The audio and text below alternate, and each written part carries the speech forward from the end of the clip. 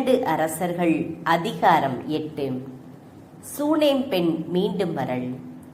Elisha தாம் உயிர்ப்பித்துக் கொடுத்த சிறுவனின் தாயான பெண்ணை நோக்கி, நீயும் உன் குடும்பத்தினரும் இவ்விடத்தை விட்டு புறப்பட்டு உங்களுக்கு வசதியான வேறொரு இடத்தில் தங்கியிருங்கள். ஏனெனில் ஆண்டவர் பஞ்சத்தை வருவித்துள்ளார். அது நாட்டில் 7 ஆண்டுகள் நிலைத்திருக்கும் என்றார். எனவே அப்பெண் எழுந்து கடவுளின் அடியவர் வாக்கின்படி செய்தார். அவரும் அவருடைய குடும்பத்தினரும் புறப்பட்டு பெலிஸ்தியர் நாட்டிற்கு சென்று அங்கு 7 ஆண்டுகள் தங்கியிருந்தனர். 7 ஆண்டுகள் கடந்த பின் அந்த பெண் பெலிஸ்திய நாட்டினின்று திரும்பி வந்து தம் வீடு நிலங்களும் தமக்கு கிடைக்கும் பொருட்டு அரசனிடம் முறையிட சென்றார். அப்பொழுது அரசனும் கடவுளின் அடியவருக்கு பணிவிடை செய்து வந்த கேகசியிடம், எலிசா புரிந்துள்ள அரும்பெரும் செயல்களையெல்லாம் எனக்கு சொல்லும் என்று கேட்டு உரையாடி கொண்டிருந்தான். அவனும் இறந்தவனை எலிசா உயிர்ப்பித்துக் கொடுத்த நிகழ்ச்சியை அரசனுக்கு எடுத்து கூறிக்கொண்டிருந்தான். உயிர்ப்பிக்கப்பட்ட அதே சிறுவனின் தாய் அப்பொழுது அரசன் முன் வந்து தம் வீட்டையும் நிலங்களையும் முன்னிட்டு அரசனிடம் முறையிட்டார். அப்பொழுது கேகசி, அரசே, என் தலைவரே, இவள்தான் அந்த பெண்.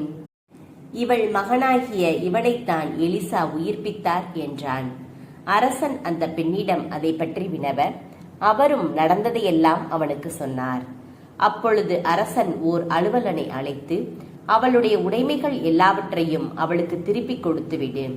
மேலும் அவள் நாட்டை விட்டு சென்ற நாள் முதல் இன்று வரை அவளுடைய நிலங்களிலிருந்து கிடைத்த வருவாயையும் அவளுக்கு கொடுத்துவிடு என்று கட்டளையிட்டான். எலிசாவும் சிரியா மன்னனும். எலிசா தமஸ்கு நகருக்கு வந்தபோது சிரியாவின் மன்னன் பெனதாது நோயிற்றிருந்தான். கடவுளின் அடியவர் இங்கு வந்திருக்கிறார் என்று அவனுக்கு தெரிவிக்கப்பட்டது. அந்த மன்னன் அசாவேலிடம், கையோடு ஒரு அன்பளிப்பு எடுத்துக்கொண்டு கடவுளின் அடியவரை சந்திக்க செல். நான் இந்நோயின் என்று நலம் பெறுவேனா என்று அவர் மூலம் ஆண்டவரிடம் கேட்டறிந்து வா என்றான். எனவே அவன் தமஸ்குவில் கிடைக்கக்கூடிய எல்லா விதமான அரும் பொருள்களையும் 40 ஒட்டக சுமையளவு கையோடு அன்பளிப்பாக எடுத்துக்கொண்டு சென்றான். அவர் முன் வந்து நின்று அவன் அவரை நோக்கி, நான் இந்நோய் நின்று நலம் பெறுவேனா என்று கேட்குமாறு சிரியாவின் மன்னனும் உம் புதல்வனுமான பெனதாது உம்மிடம் என்னை அனுப்பியுள்ளார் என்றான். எலிசா மறுமொழியாக, நீ போய் நீர் நலமடைவது உறுதி என்று சொல். ஆனால் அவன் செத்துப்போவது திண்ணம் என்று ஆண்டவர் எனக்கு வெளிப்படுத்தினார் என்றார். பிறகு கடவுளின் அடியவர் அசாவேலின் முகத்தை அவன் வெட்கமுறும் அளவுக்கு வைத்த கண் வாங்காமல் உற்று பார்த்து அழுதார். அசாவேல் அவரை நோக்கி, என் தலைவரே, நீர் அழுவது ஏன் என்று கேட்டான். அதற்கு அவர், நீ இஸ்ரேல் மக்களுக்காக செய்யவிருக்கிற தீமைகளை நான் அறிவேன். அவர்களின் கோட்டைகளை தீக்கிரையாக்குவாய், அவர்களுடைய இளைஞர்களை வாளுக்கு இரையாக்குவாய், அவர்களுடைய சிறு குழந்தைகளை தரையில் மோதிக்கொள்வாய், அவர்களுடைய கருவுற்ற பெண்களின் வயிற்றை குத்தி கிழிப்பாய் என்றார். அசாவேல் அவரை நோக்கி, நாயினும் இழிந்தவன் அடியேன், இவ்வளவு கேவலமான செயலை நான் செய்வேனா என்றான். அதற்கு எலிசா, நீ சிரியாவின் மன்னனாக போகின்றாய் என்று ஆண்டவர் எனக்கு வெளிப்படுத்தி இருக்கிறார் என்றார். அசாவேல் எலிசாவிடமிருந்து விடைபெற்று தன் தலைவனிடம் திரும்பி சென்றான். மன்னன் அவனை நோக்கி, எலிசா உன்னிடம் என்ன சொன்னார் என்று கேட்டான். அதற்கு அசாவேல், நீர் நலமடைவது உறுதி என்று அவர் எனக்கு சொன்னார் என்றார். மறுநாள் அசாவேல் ஒரு போர்வையை எடுத்து தண்ணீரில் நனைத்து மன்னன் முகத்தை மூட அவன் இறந்து போனான். அசாவேல் அவனுக்கு பதிலாக அரசனானான். யூதா அரசன் யோராம். இஸ்ரேல் அரசன் ஆகாபின் மகன் யோராம் ஆட்சியேற்ற 5ஆம் ஆண்டில் யூதாவின் அரசன் யோசபாத்தின் மகன் யோராம் யூதா நாட்டின் அரசனானான்.